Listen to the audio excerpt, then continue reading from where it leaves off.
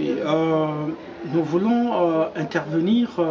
Nous sommes le professeur Elo Janis Mpungu, professeur des universités de la Commonwealth sous l'égide du Royaume-Uni, professeur des universités catholiques et des facultés de droit sous l'égide du Vatican, professeur des universités francophones et des facultés de droit. Nous voulons ici revenir sur l'intervention que nous avons faite sur le procès du président Nicolas Sarkozy. Nous voulons relever, permettez-nous de relever qu'en démocratie, on peut toujours avoir des différends, on peut toujours, mais nous ne sommes pas des ennemis, nous sommes des humains. À un certain moment, on peut être d'accord et ne pas être d'accord. Le président Sarkozy avait dit que les Noirs ne sont pas rentrés encore dans l'histoire. Nous voulons voir dans cette vidéo comment les Noirs, puisque le président se trouve entre le chantage, dans le chantage judiciaire, dans le chantage judiciaire de la franc-maçonnerie, nous voulons voir dans cette vidéo comment un professeur d'université de qualité, tous les professeurs européens l'ont écrit, que nous étions un professeur de qualité, comment notre perception comme expert de ce tribunal, éternel de l'ancien président Nicolas Sarkozy. Nous voulons lui témoigner notre amitié à travers l'intervention que nous avons faite pour dénoncer un chantage judiciaire. Le président Sarkozy, ça fait déjà près de 10 ans qu'on emmène. Donc après le président Sarkozy, il y a eu le président Hollande. Après le président Hollande, il y a eu le président Macron. Et le président Sarkozy subit un chantage judiciaire.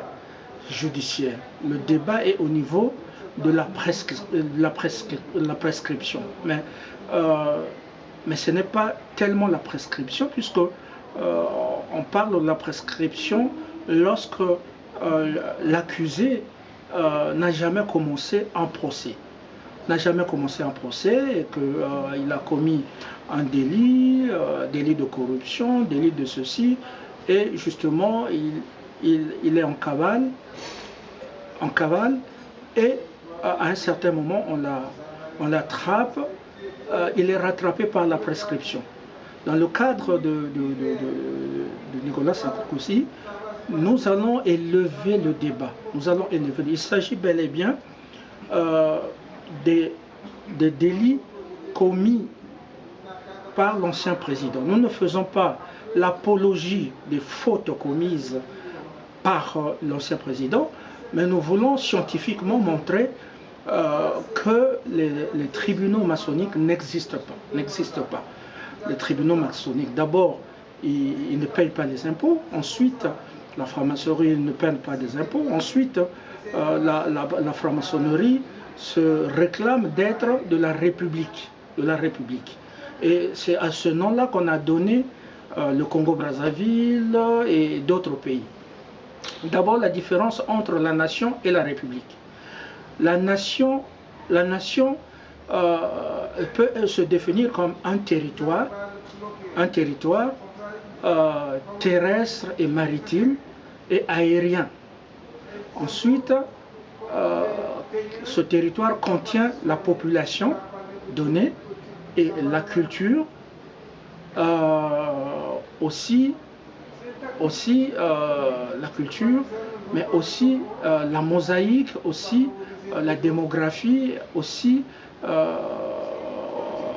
et beaucoup de choses qui rentrent en ligne de compte. Mais d'abord un espace terrestre, maritime, ou les deux ou les trois, un espace aérien évident, obligatoire. Et puis il y a la population, donc il y a le facteur démographique qui rentre en ligne de compte.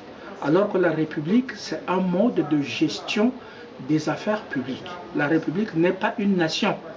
Or, toutes les nations, lorsque la France vient, la République du Congo, la République du Sénégal, les républiques en Asie là-bas, viennent à l'ONU sont obligés d'emprunter les noms des nations. Donc il y a une contradiction qui est là. Donc les tribunaux qui jugent Nicolas Sarkozy sont des tribunaux de la République. Ces tribunaux ne sont pas reconnus par les Nations Unies, par le droit international. Ces tribunaux ne sont pas reconnus par le droit international. C'est des tribunaux qui trichent devant la charte des Nations Unies. Il y a une seule charte. Il n'y a pas de charte de République, mais les chartes des Nations Unies. Et la charte de République ne peut pas se substituer à la charte des nations.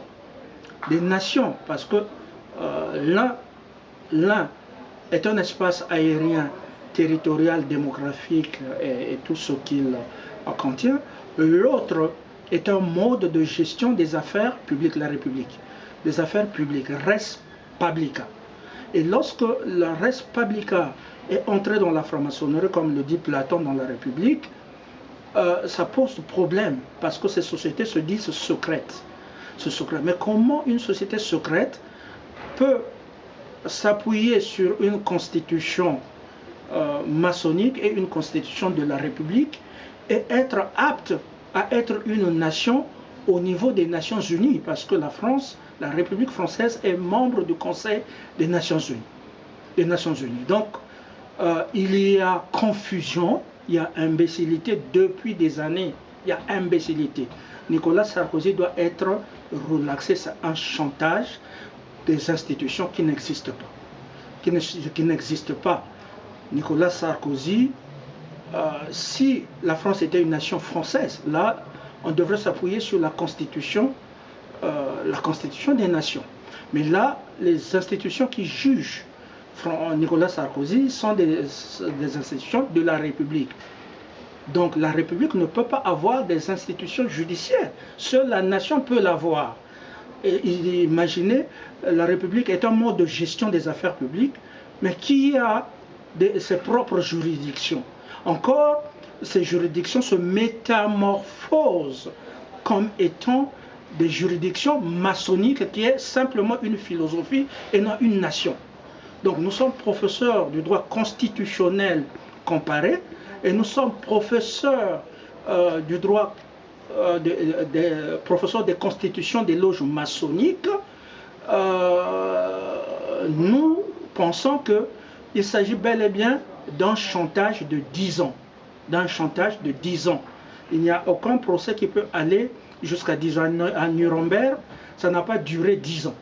Nicolas Sarkozy fait face à des institutions qui n'existent pas de la République. La République ne peut pas avoir des institutions. Seule une nation peut avoir des institutions. Un mode de gestion des affaires publiques ne peut pas avoir un tribunal judiciaire, ne peut pas avoir des magistrats, parce que ce sont des sociétés secrètes.